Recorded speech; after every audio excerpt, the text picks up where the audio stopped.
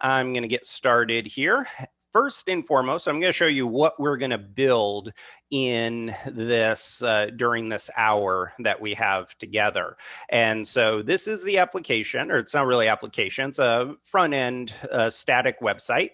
And I'm going to show you how you can build out a grid that has this type of 3D animated type of effect. So it's a baseball card application where when you hover over the image, it turns around and shows you the content behind it.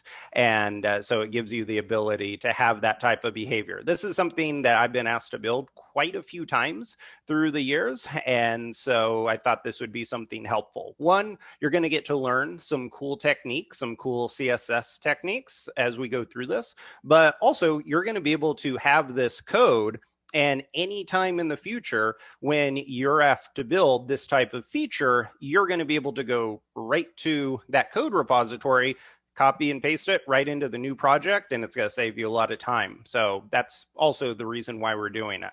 So to get started, because you can definitely, when it comes to participating, you can just watch if you want to. You can just see exactly what I'm doing and kind of follow along. But if you would like to follow along on a code by code basis, I created this code repository here. And inside of the chat, I pasted this link in. So this is a GitHub link.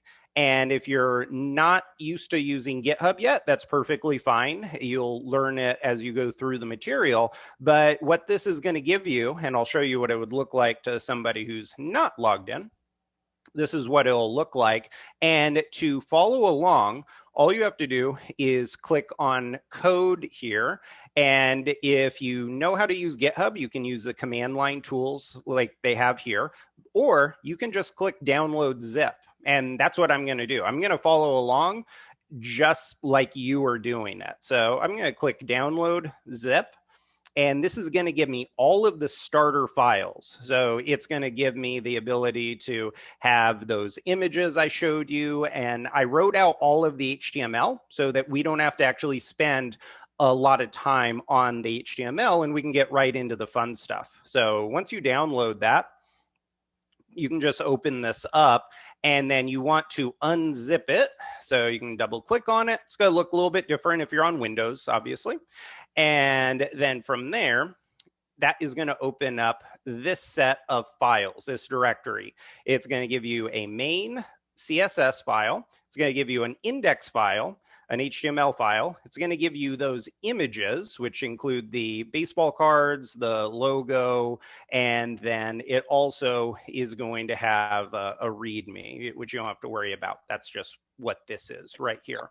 So that's going to give you all of the starter code. And so to open that up, you have a couple different options. One, you can just double click this index.html file, and that will open it up here. Or if you're in the browser, just hit Command O to open it up and then navigate to wherever it was downloaded. So right here, I'm going to navigate to it, double click on index, and you can see this is what you should be seeing. So as you can see, it kind of has a few of the key things. I put some placeholder code there that has the nav bar and it brings in the images. So all the HTML is written. We're not going to have to write any HTML. That's already supplied in the index file. But we're going to write CSS code that's going to make all of this possible. So I'm going to keep both of these open. This is going to be kind of a reference. This is the final version. And then this is the file that we're actually going to be changing.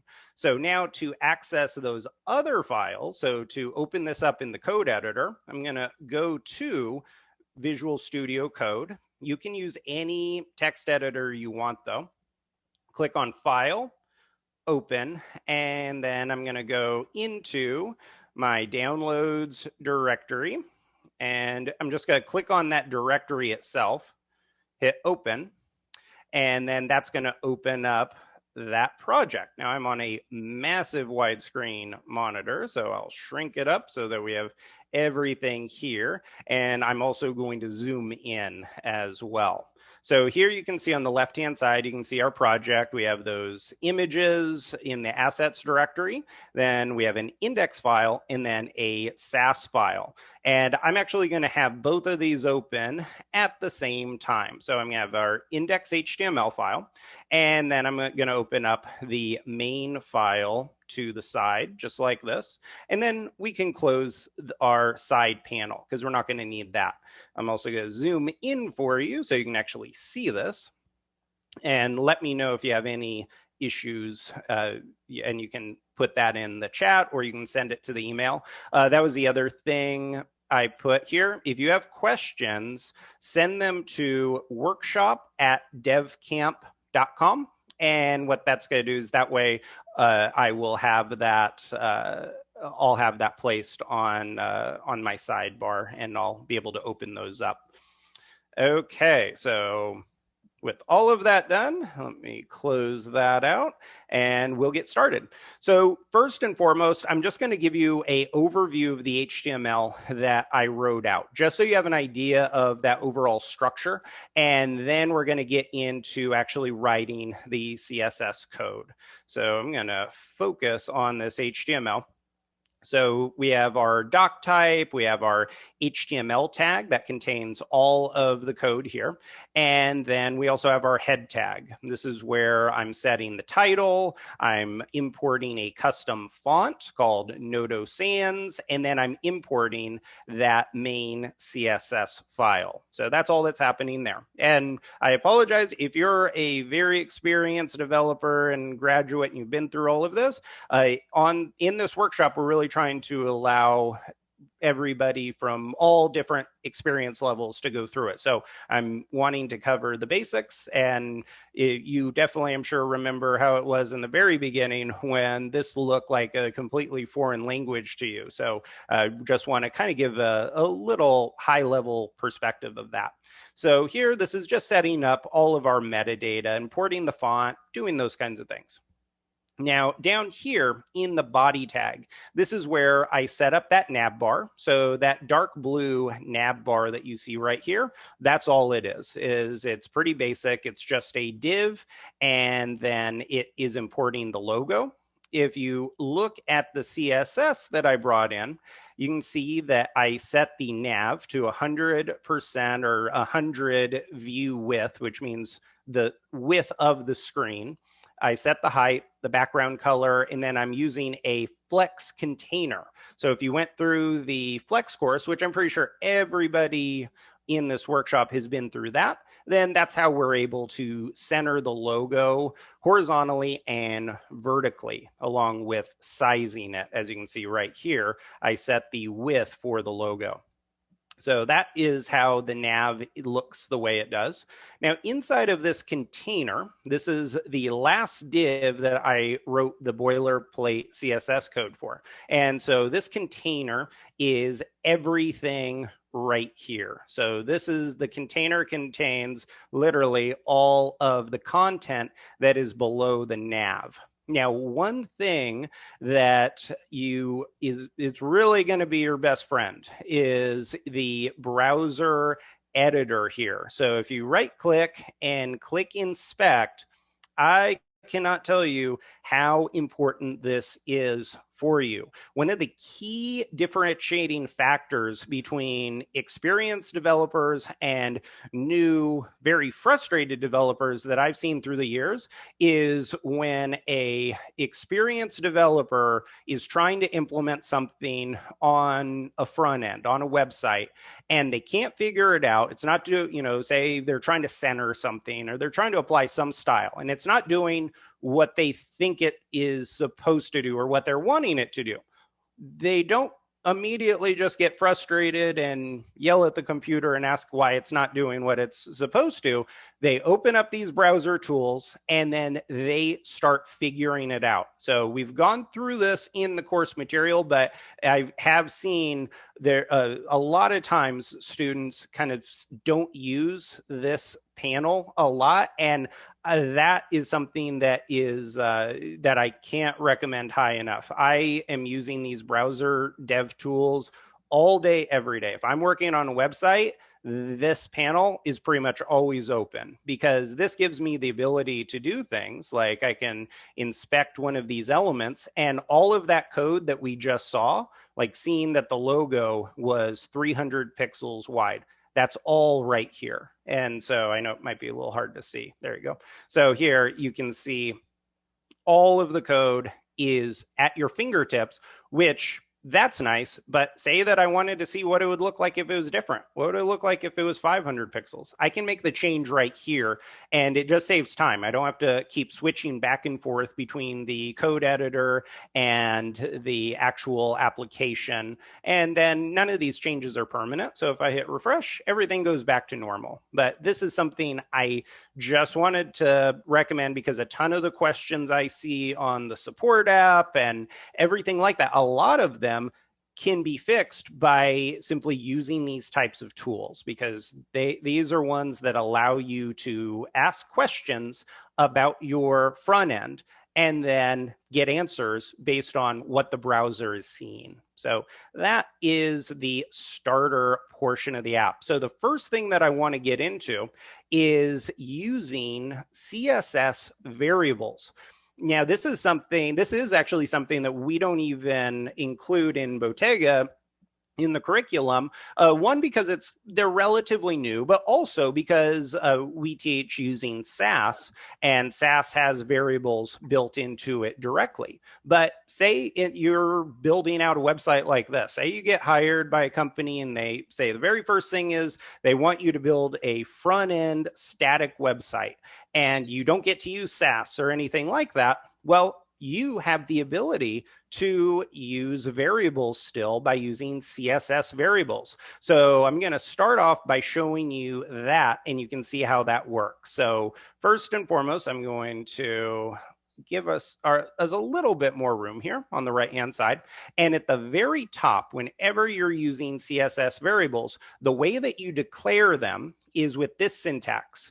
And you need to make sure this is above everything else. And you say :root, and then from there you list off using a key value syntax all of your variables. So let's see kind of what we would want to use as a variable, and let's also talk about why this is important. So look at our background color right here. This background color of it's a hexadecimal value of 141926.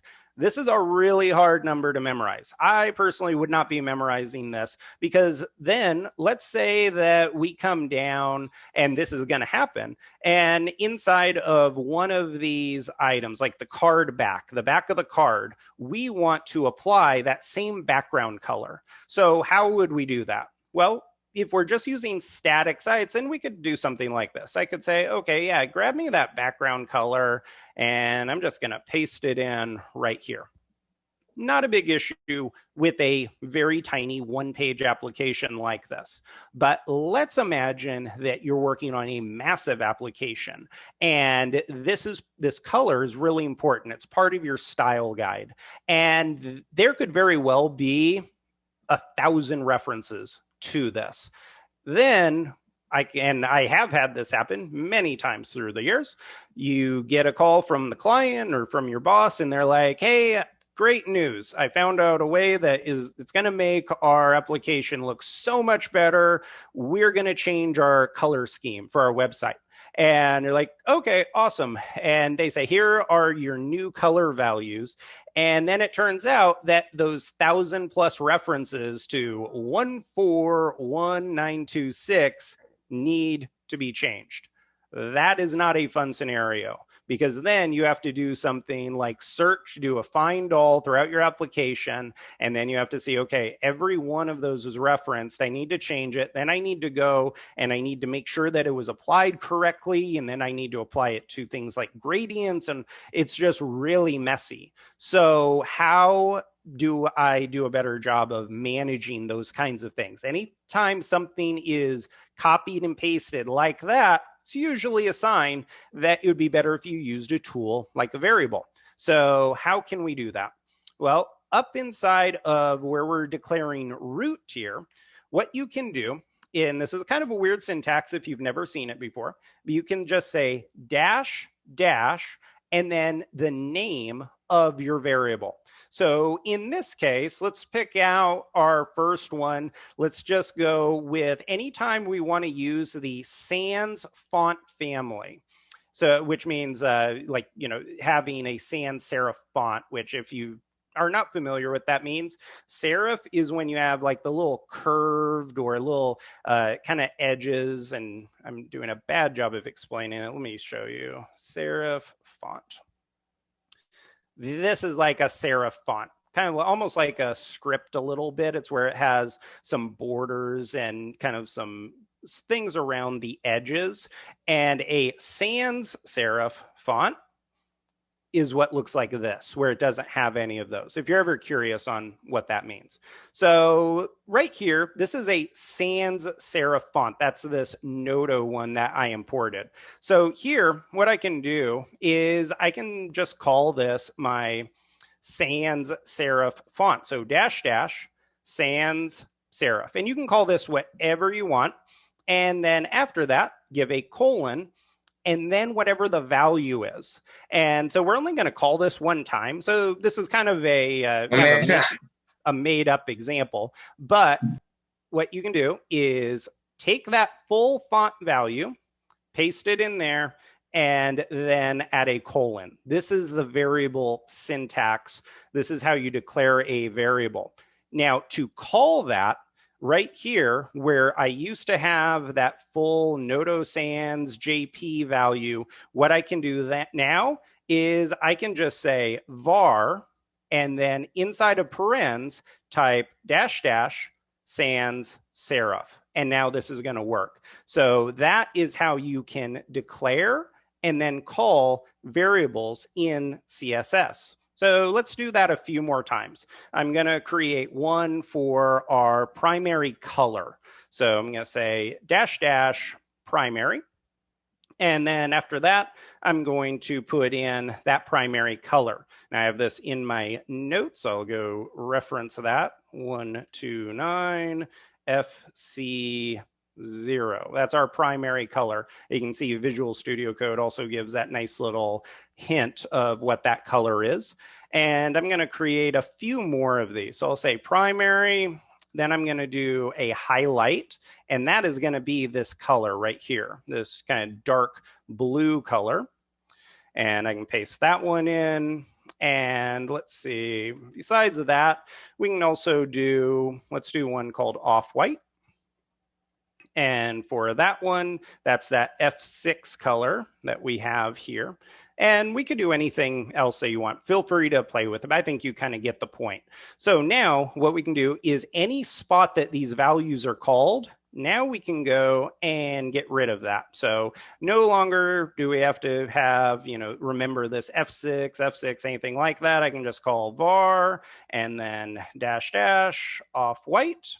And then for this background color for the nav, now we can say var dash dash, and that one was highlight. And anywhere else, we're going to call this a few more times as we actually write out all of this code. But hit save, and let's just verify that all this is working. So go into Google Chrome, hit refresh, and you can see everything there is still working perfectly fine. Now, if I open up the tools and I come and inspect any of these, you can see this is pretty neat. The tools actually show me these values. So they show me that I have a variable called highlight. And if I click on this, it'll take me right to my list of variables. Now, what's so cool about this is, say that I do have, you know, all kinds of different calls to that value. So say that I have primary and highlight called thousands of times. If I want to change one of these, so say with highlight, I change it and now I want to say, you know what, highlight is now red. Then I can hit save, come back, hit refresh, and now everywhere that had that value, that dark blue, now it is going to be red. One change populates everywhere. Super helpful. And the nice thing is, I've seen plenty of times where people would want to integrate a tool like SAS really just for things like this, just so they could do variables. And for, say, it's a small application, integrating a full preprocessor just so you can use some SAS variables is no longer needed with the more modern versions of CSS because of this type of setup. And I'm going to show you a few other ways that you can do this as we go through, but that's a reason why I wanted to show you some different examples. You can see it's not limited to colors or anything like that. You can set your fonts, you can set colors. In a little bit, I'm even going to show you how you can set a box shadow value and then call that. So my rule of thumb is anytime that I have a value, a style value that is going to be called more than once, I set it as a variable. And that same rule applies whether you're using SAS or whether you're using CSS variables. So we'll play with that a little bit more as we move along. Okay, so first and foremost, let's see where we're going to start. In looking at our HTML code, you can see if you just kind of analyze the structure, we have this container, and I told you this is where I stopped in writing placeholder code for us, which means that we're now going to work on this content tag. Now, if you open up and hit refresh, get back to where we're at, open this up, and let's inspect this again. And let's take a look, and I'm going to move this up to, we'll just move it, dock it to the right, just to make it a little bit easier to see. So what does that content tag look like? What is contained inside of it? So you can see we have content contains everything. It contains all of the things we're going to be building out here. So what I would like to do, and we can switch over to the final version to see what the content tag looks like, hit inspect here. And you can see what content looks like. It has that shadow, that cool little shadow. It's essentially a card. That's kind of the formal name for it. I'll zoom out so you can actually see it. So the content tag, if you highlight it or you hover over it, you can see everything gets highlighted that's inside of it, which is really cool. So here we have what you can see is a grid. We have a few rows and a few columns, which we're going to use CSS Grid for working with that. It also has a slightly different background color. Notice that we have kind of this off-white color here for the background for the whole site, and then we have a pure white for the card itself. And then that has a very subtle, a very nice little shadow. So I think that's going to be one of the good spots to start out. So let's do that. As we have images that are taking up the entire screen, that's going to be harder to see what we're working on, but we can actually take care of that. You know what? Let's actually take care of that right now. So before we even build any of that out, let's shrink these images just so we can see what we're doing. And this kind of follows along with how I would do it if I was asked to build this type of thing out.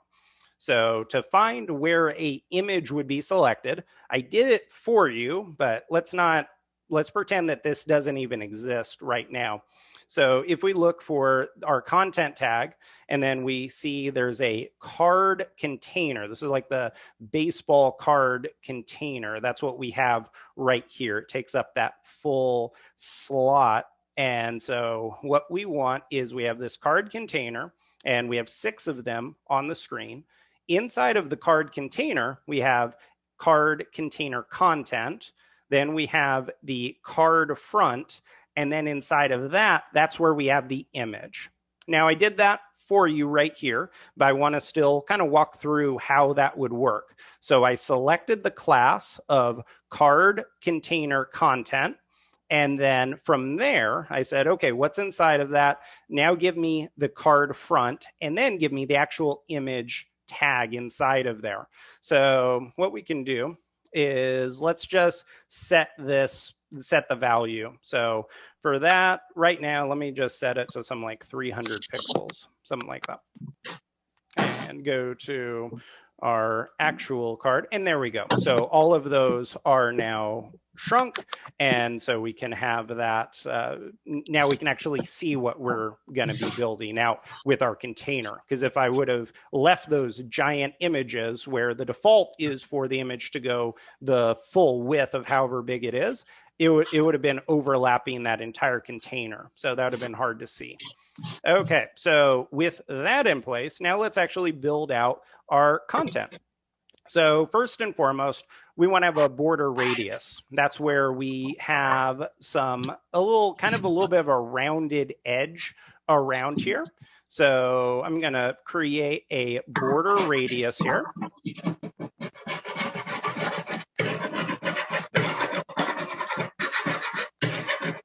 And if everyone could please mute, because there we go. Thank you.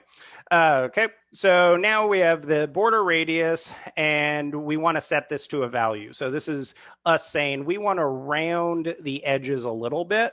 I'm just going to set this to 3 pixels. And then from there, I'm going to add let's add a box shadow. So here, I'm going to add a box shadow. And for this box shadow, I added in my notes what this will actually look like, and I'll paste it in because if you've ever written any box shadow code, it's actually, it's not something you're usually going to remember. So this is what the value is. If you are curious on how to do that, or if you're curious on how I personally do it, I will show you exactly how I do it. So go into Google and say box shadow generator. And this is literally what I do, and not with that one. Anytime, there we go. Anytime I need a box shadow, I will literally come to a site like this. And then you can adjust all of those values, do all that kind of fun stuff. And then it will give you that code right here. So that is how you can do that. Anytime that I have a tool like that, I always like to let you know, so you don't think that it's something magical or that you have to have this memorized. So that's the box shadow value. We have our border radius. Let's also add a width. So for this width, we're not making this mobile responsive. For that, we'd use media queries. With this, I'm just going to add a width of 1200 pixels. And then we're going to have a padding. So that's just going to give us a little bit of room so things aren't going from edge to edge. And for that, I'll do 21 pixels. And then this is going to be a grid because remember, we're going for this kind of grid layout with 3 columns. And so the best way of doing that is with CSS Grid. And then for that, we'll go grid template columns, 1FR, 1FR, and 1FR. If you're not terribly familiar with CSS Grid, or it's been a while since you've used it, each one of these items represents a column, and the 1FR stands for fraction. So in other words, and at least I'm pretty sure that's what it means. That's what I've always thought it meant. And so this is saying that I want to give this an equal set of values for the columns. If I did something like this, if I did 2FR, then 1FR, 1FR, this would take up 50% of the available space, and then this would take 25, and then this would take 25.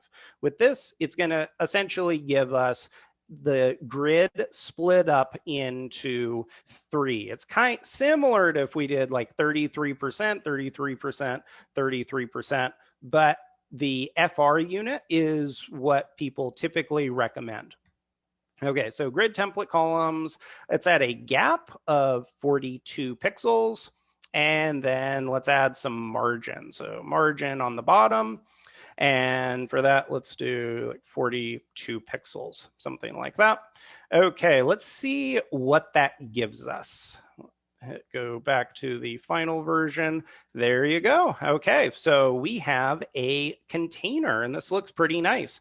And we have our nice shadow. We have each one of the elements taking up that grid space. And then if you notice, we also have them leveled off properly. So far, so good. And from a layout perspective, we're not too far away from the final version, which is pretty cool. CSS Grid and Flexbox are two amazing tools to use when it comes to working with building layouts and alignment.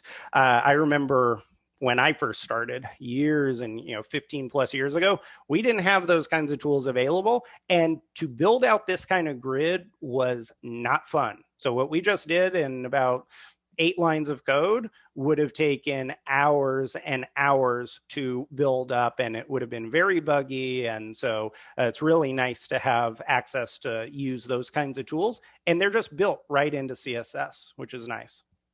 Okay, so that's all we need to do for our content, for our kind of our card. Now, for the card container, this is for like the baseball card container. So that represents each one of these elements. This is where we want to establish a height and a width. Now, these values are going to be very specific, and it's because I already built this app and I played around with it and played with a bunch of different sizes. And I wanted to pick out something that I thought worked perfectly. So if you're following along, the width is 370 pixels. And the height, this is where it gets really specific, 513 pixels. That's just what I liked, and it worked really well. Okay, so that is our card container.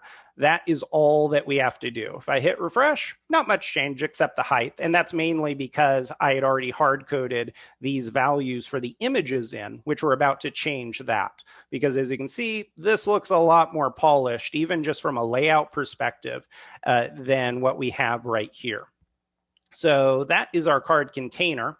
And before we get into the image side of things, let's also now look at the content itself. So this is going to be everything that is essentially inside of this. So if you look at the HTML structure, notice we have a card container, and then we have a card container content, which is everything inside of that.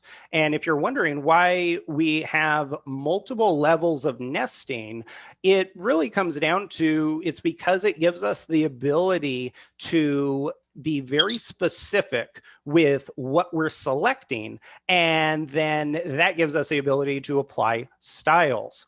When I was first starting out, a very long time ago, what my mentor at the time, what he told me was you can never have too many divs. It's not technically a hard and fast fact, but through the years, I have found out that that is a pretty good rule of thumb. If I ever run in a scenario where I'm not getting the exact styles that I want, so I'm building something that's not doing exactly what I'm wanting it to do, or it's not laying out the way that I want it to, it almost always has to deal with the fact that I'm not using enough nested divs, because what this is going to give me is the ability to say, grab me the card container element, then give me the card container content inside of it. And I can actually treat those differently. So I can apply certain styles to the card container like we just did, like a width and height. But then inside of it, I can apply even more specific styles. And if you're relatively a new developer, that may not make a lot of sense right now, and that's perfectly fine. Just kind of keep that in the back of your mind. And then as you go on and you become more experienced, that will be making much more sense. So next, let's look at our card container content. So what are we going to type inside of here? First and foremost, we're going to use a position relative value. Now, this is quite confusing, especially for new developers, but not just new developers. It's quite confusing for even experienced developers. And so we could actually have an entire workshop just on position relative, position absolute. We're going to include those here, but we can't go into all of the details on it. So I included this link here, and I will show you what it goes out to. And so if you are curious on how this works, then you're going to be able to check it out here. Oh, and they turned off the lights on me. There we go. So position relative, this is a CSS value, and it is going to give us the ability to be very specific with placing and positioning items inside of it. And so relative and absolute, these are things that confuse even experienced developers many times. So I definitely recommend, not right now, but after the workshop, take a look at these and kind of read through this post. They did an amazing job talking about what these are, how they work together. And then you're also going to have an example of what we're going to be building out, because we're going to use both of those. So just kind of keep that in mind. The position relative, kind of the long or the short answer to a very complex topic is, by us defining position relative, it gives us the ability for us to say any of the items, any of these divs that we place inside of it, if we want to position them absolutely, like we want to say, I want this item to appear right here, then we have the ability to do that. And many cases, if you don't type in position relative and you say, I want to hard code where this child element's going to go, it might appear at the top of the screen or the bottom of the screen, or it can be really kind of in a weird spot. You can get some weird behavior. So this gives us the ability to manage that. So that's what position relative is. Now, we also want to now define the height and width for this content. And for this, we're not going to be hard coding it. Here, we're just going to say, I want you to take up this full card container. So everything up there we want to take up. So height and width, both at 100. Also, I want to align the text in the center, because as you can see right here, how we have that text all nice and centered, I want to have that, and we can define it right here. So text align center. And then for right now, let's just go down to the image. And let's change that from 300 pixels to 100%. Hit save, and let's just see what that gives us. So if I hit refresh, there we go. That's not looking too shabby. So now we have the correct layout that we're looking for. You can notice we have this code here, this text. That's not what we want, but we're going to be fixing that in not too long. And then everything else, though, is coming along quite nicely. We really aren't too far away from what we have right here with this layout. So let's just keep on going. So I'm not going to worry about adding the animation or the kind of that reveal quite yet. So put a bookmark in card to container content. We're going to come back here and we're going to take care of that here in a little bit. Now let's add the styles for the front of the card and the back of the card. So come down to where we're defining both of those style values. And inside of the curly brackets, this is where we're going to say position absolute. And then here we're going to say that we want the width to be 100%, and then we want the height to be the same thing. So it's going to take up the total height and width of its parent container. And then after that, I want to do, this is a little bit different one. This is called backface visibility hidden. That one is one you are not going to be using a lot unless you're building out a feature exactly like this one.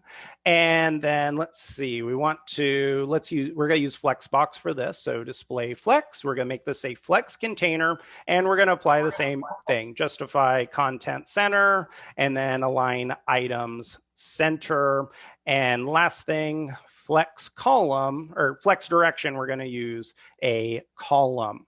So let's just hit refresh and let's see what that gives us. So here, hit refresh.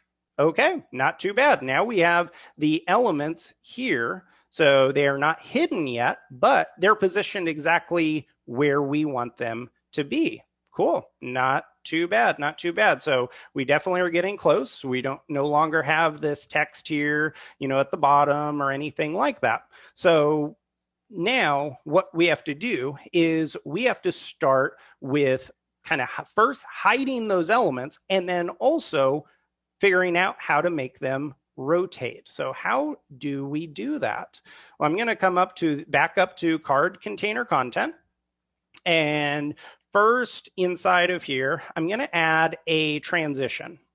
Now, transition, if you haven't used it before, this gives us the ability to have a nice animation, and it tells us how long the animation is going to take place. So I can say transition, and for anything that's going to be transformed, I'm going to say 0.6 seconds. So just a little bit above half a second there. And then transform, let's see, which one are we wanting? This one is going to be transform dash style, I believe. Yes, transform style. And we want to preserve 3D, 3 dimensions. So that's going to give us everything we need inside of the card container. Now it's time to jump down into card container hover, hover, and then dot card container content. So if you remember back to the CSS course, right here, hover, this is a pseudo state. This is saying whenever somebody hovers over with the mouse on the card container, then we want to apply these values to the card container content. So what exactly do we want to do here? Well, we want to transform this.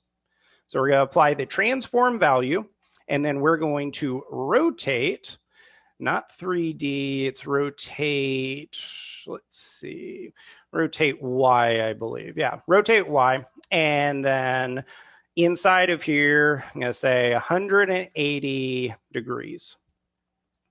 Okay, so that's everything that we need, as long as I remember if rotate Y was the correct one. That's everything we need there. And then lastly, here in card back, we're going to apply a few more styles. So inside of card back, let's first add a background color. And let's use our cool variable. So here we're going to add a variable of dash dash highlight, which is going to give us that nice dark blue color. And then for the color, let's call another variable and say dash dash primary. And lastly, we need to do another transform. So transform on this one, we're going to say rotate Y once again, and then 180 degrees. Okay, let's see if that is everything. I don't think I'm missing anything, but we're about to find out. So come here, hit refresh.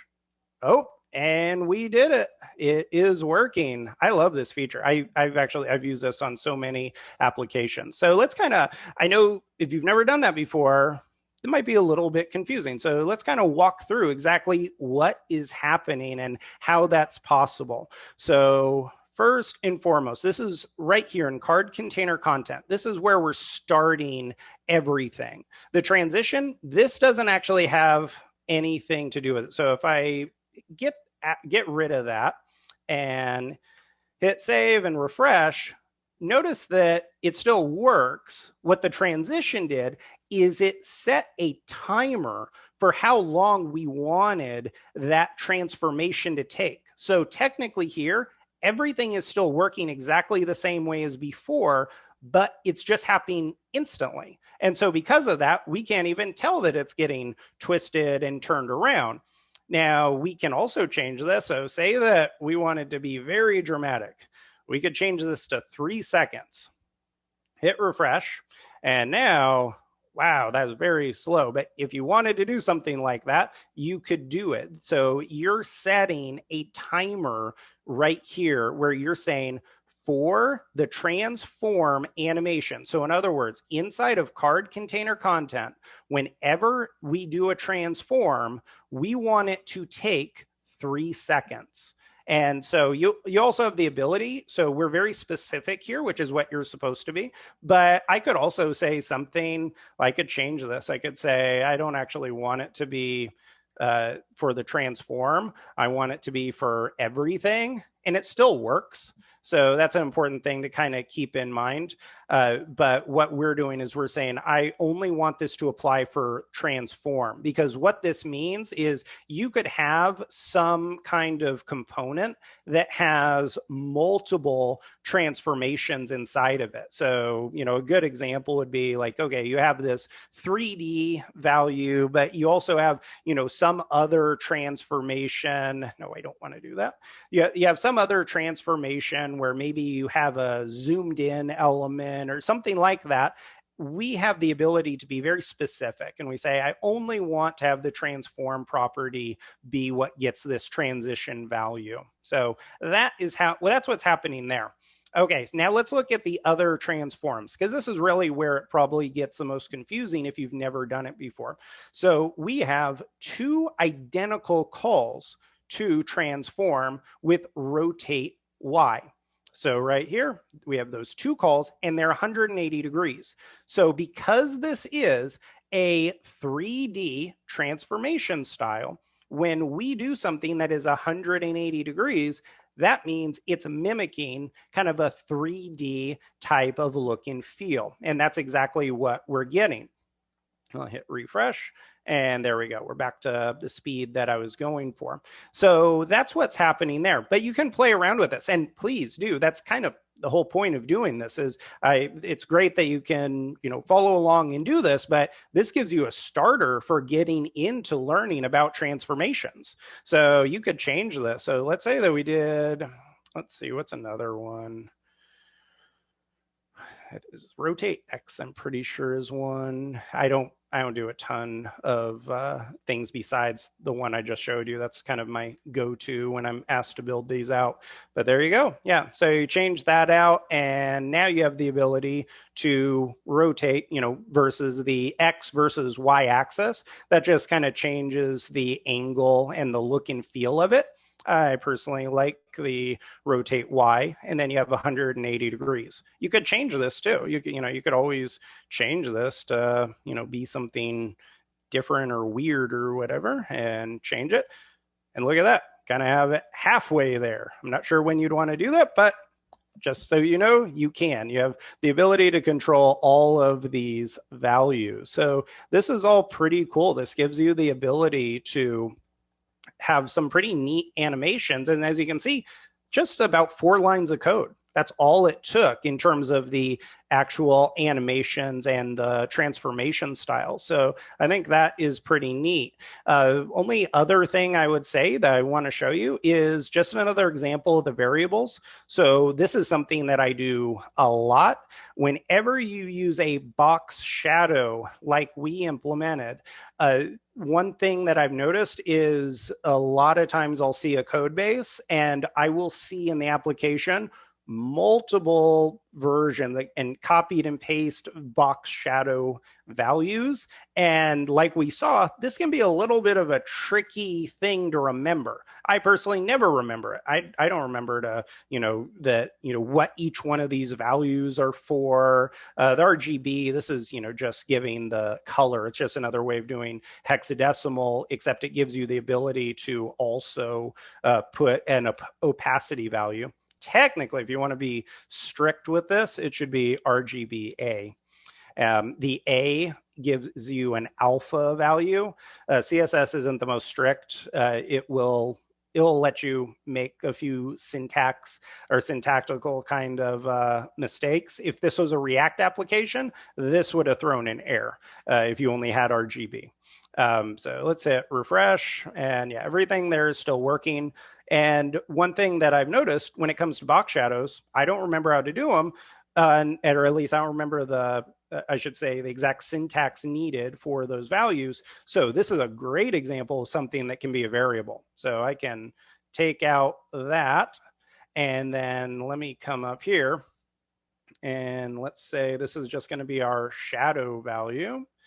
And this can work the same way as all of these other ones. So now come back down, and no longer do I have to remember that. I can just type var shadow, hit save. Now, any other part of the application has access to that. So if I create a form element or a button and I say, I need that shadow, I can just call that with a variable. And if I ever want to change it, say that they come in, they're like, hey, designers said they need to change the opacity value. No longer is it 9%. Now we're at 50%. Hit save, come back here, and that value's changed. And you can see the reflected change, not just here, but everywhere else. So that is pretty cool.